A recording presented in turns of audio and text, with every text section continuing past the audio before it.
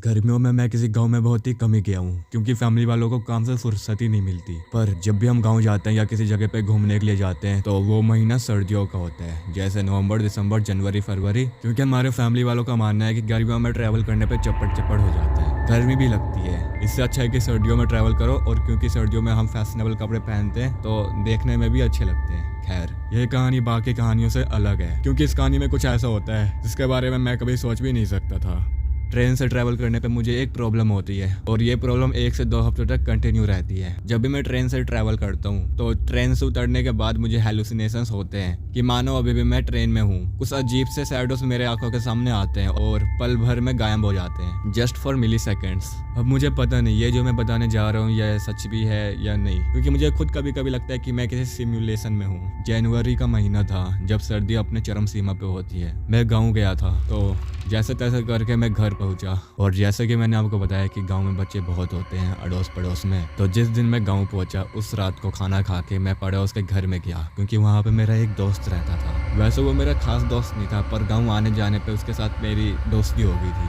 मैं आंटी से पूछता हूँ, आंटी मोनू कहाँ है? आंटी कहती है कि वो पड़ोस के घर में खेल रहा है। मैं उस घर से बाहर आके पड़ोस के घर में चला जाता हूँ। वहाँ पर पहले से ही कई सारे बच्चे कैंडल जला के कैरम बोर्ड खेल रहे थे। अब क्योंकि मैं बचपन में कैरम खेलता था, मुझे भी अचानक से बहुत ज्यादा मन हुआ कैरम बोर्ड खेलने का। मैंने कई सालों से खेला भी नहीं था। मैंने उनसे पूछा, मुझे भी खिलाओगे क्या? उन्होंने कहा कि हाँ, पर पहले ये वाला मैच खत्म होने दो फिर। आई सेड ओके देन, तब तक मैं तुम लोगों को खेलते हुए देखता हूँ। देखो, मेरे पास एक जीपीएस के लिए कोई ना कोई डिवाइस हमेशा रहता है जब भी मैं घर से बाहर निकलता हूँ, इसलिए मुझे बाहर घूमने से रेस्ट्रिक्शन नहीं है। वो बात अलग है कि मुझे अकेले घूमना ज्यादा अच्छा नहीं लगता। खैर, कैरम बोर्ड का वो मैच खत्म होता है और दूसरा मैच अब मैं ज्वाइन करता हूँ।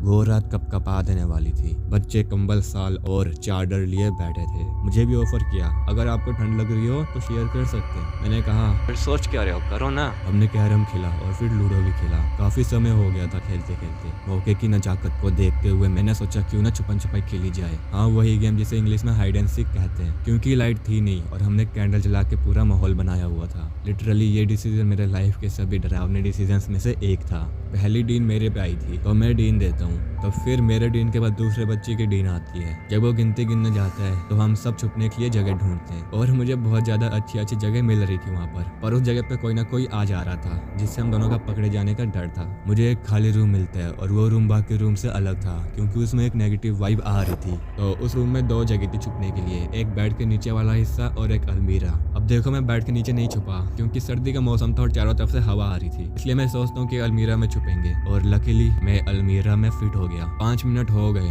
कोई आया ही नहीं, पूरा सन्नाटा हो चुका था। ऐसा होता है ना जब आप कहीं पे होते हो, वहाँ पे बहुत ज्यादा सन्नाटा हो और कुछ नेगेटिव सी वाइब आ रही हो, तब आपकी हार्ट बीट अचानक से बढ़ने लगती है। आपके हाथ पैर में ब्लड का फ्लो बहुत ज्यादा तेज हो जाता है, आपको अपनी हार्ट बीट तक सुनाई देने लगती है। सेम टू सेम मेरे साथ भी हुआ। मुझे इतना ज्यादा अजीब लगा कि मैं सोचता हूँ कि बाहर जाके देखते हैं। बाहर गया तो सुबह हो चुकी थी। मैं अपने दोस्तों के पास भागा और उनसे जाके पूछा, मुझे रात को ढूंढने क्यों नहीं आए? उन्होंने कहा, क्या बात कर रहा है, खेलते खेलते आंटी आ गई थी तुझे लेने के लिए और तू चला भी गया था। पर ये कैसे हो सकता है, मैं तो छुपा हुआ था और सोच रहा था कि तुम लोग मुझे ढूंढोगे। मैंने जब बाकी लोगों से उस रूम के बारे में पूछा जहाँ पे मैं छुपा था, तो सबने मुझे बताने से मना कर दिया। और जब मैंने अंकल से पूछा कि सब इतने अजीब क्यों हो रहे हैं, सब इतने खामोश क्यों हैं, तब मुझे पता चला कि उस रूम में